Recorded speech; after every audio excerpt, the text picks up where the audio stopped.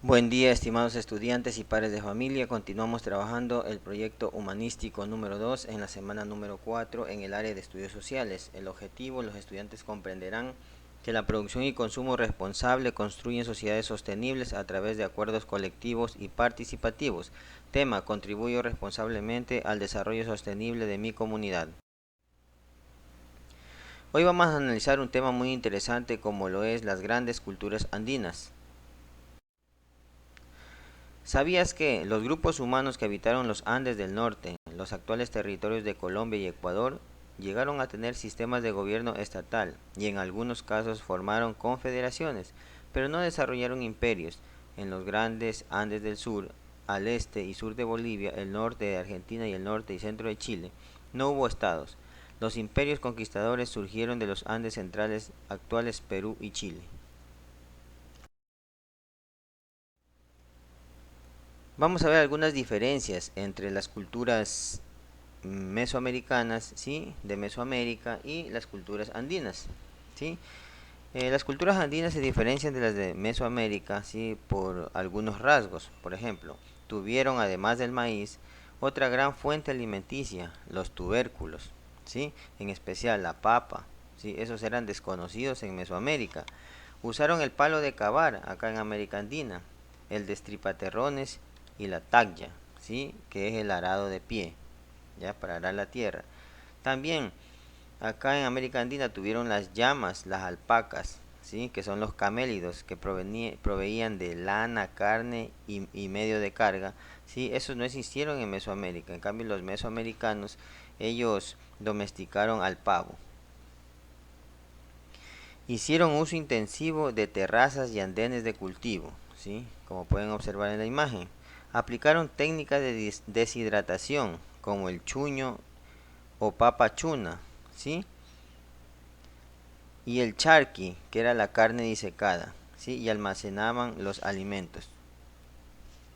Estas son las diferencias que tuvieron los pueblos de Mesoamérica con los pueblos de acá de América Andina. Vamos a ver las culturas, ¿sí? En Mesoamérica se desarrollaron múltiples culturas, ¿sí? Como por ejemplo tenemos la cultura chavín. Esta cultura se desarrolló en el norte del Perú desde el año 900 a 200 antes de Cristo. Su famosa ruina arqueológica es la ciudad de Chavín de Guantar, construida hacia el año 900 antes de Cristo. Su religión estaba presidida por chamanes que en sus ceremonias consumían alucinógenos, cactus, hierbas o cortezas. Importaban la concha Spondylus desde la cálida costa ecuatorial a través de caravanas de comerciantes. Tenemos el imperio Moche o Mochica, ¿sí? Este imperio Moche o Mochica, consolidado entre los siglos I y VI en nuestra era y heredero de la cultura de Chavín, ocupó gran parte de las costas norte del Perú. Su religión se basaba en el terror. Sus dioses siempre aparecen decapitando a los humanos. El decapitador principal fue Ay-Apec, dios supremo. También el rey y sumo sacerdote y los generales chamanes decapitaban a los prisioneros como ofrenda a los dioses. Aprovecharon al máximo las aguas de los ríos mediante canales y estanques. Su cerámica representa un gran realismo y expresividad a personas y animales y a sus dioses castigadores. Cultura nazca, simultáneamente con la moche, floreció desde el siglo I al VI en la costa sur del Perú y se extendió también a la sierra.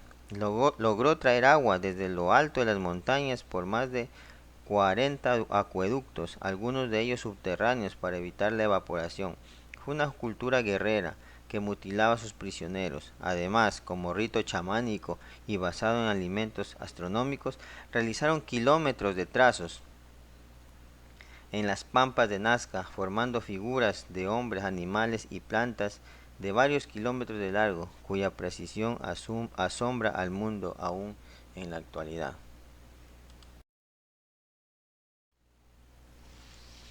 Cultura tiahuanaco. Duró 2 milenios y medio, desde el año 1500 a.C.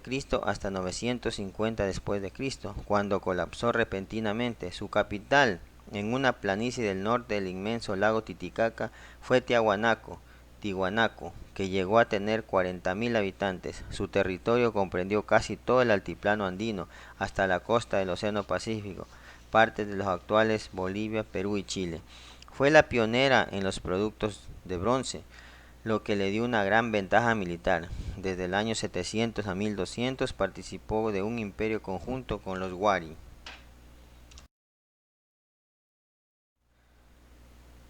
Imperio Wari se desarrolló en el centro de los Andes desde el año 600 hasta 1200 después de Cristo. Su capital Wari está situada a 25 kilómetros al noreste del actual Ayacucho. La alianza con Tiahuanaco convirtió el imperio en una ciudad política muy extensa, la más grande antes del Tahuantinsuyo, del que sería modelo, por ejemplo, en su sistema de caminos y su organización militar, con ejércitos entrenados y disciplinados entre los siglos 7 al 10. La expansión imperial llegó a su apogeo y la ciudad de Wari parece haber alcanzado una población de 70.000 personas. En el siglo XI este imperio se hundió súbitamente. Imperio Chimú. Al decaer el imperio Wari Tiahuanaco, surgen los Chimor, al norte actual del Perú, confinados primero al valle del río Moche y sus zonas cercanas, año 900 a 1300. Conquistan luego toda la zona norte, en el año 1300 a 1470. Sus gobernantes eran tratados como dioses, sus construcciones llegaron a ser extraordinarias, como lo atestigua Chan Chan, la urbe prehistórica de adobe más grande del mundo que aún subsiste y que habría llegado a tener 30.000 habitantes. Utilizaban como moneda achitas de bronce, clara influencia de las culturas ecuatoriales, de donde también copiaron las técnicas de la metalurgia.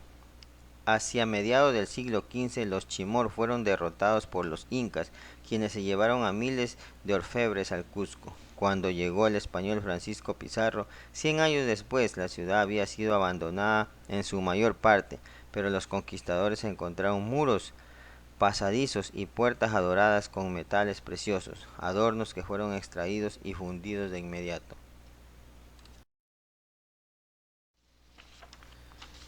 Y por último tenemos la última cultura que se desarrolló aquí en América Andina, como lo es el Imperio Inca.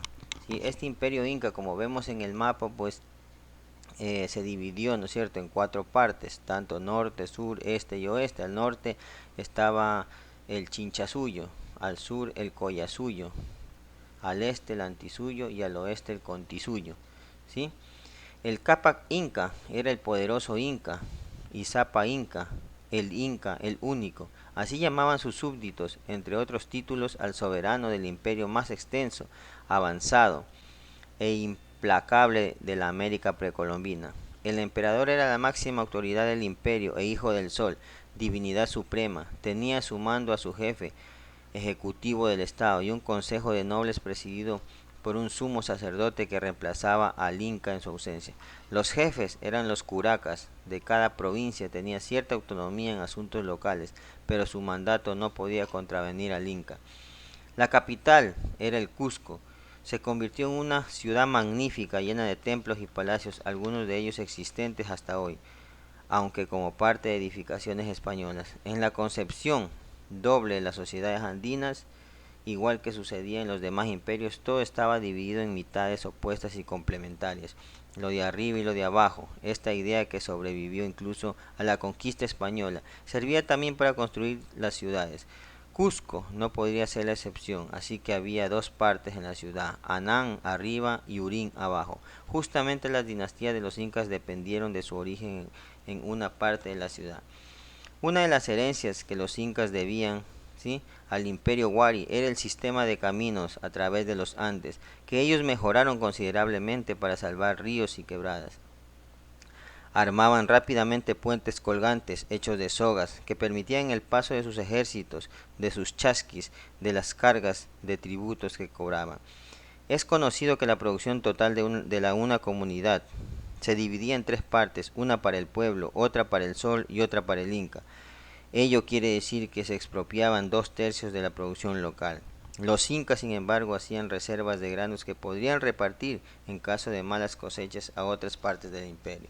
Ese fue el último imperio en América andina, ¿sí? Luego pues ya vinieron los españoles y ya esa es otra historia, ¿sí? Bien, estudiantes, pues eso ha sido todo, digamos, en lo que corresponde a las culturas andinas de nuestra Sudamérica. Bien, continuamos con la actividad. Sí, en la actividad, perdón, van a desarrollar igualmente un folleto explicativo, como lo hicieron anteriormente, o un tríptico, ¿sí? Sobre las culturas andinas, Chavín, Moche, Nazca, Tiahuanaco, Aguari, Chimú, Inca, ¿sí? Lo van a realizar, pues como ya lo hicieron, ya tienen la experiencia, pues yo les deseo mucha suerte en esta actividad. Les agradezco mucho por su atención, que pasen un excelente día.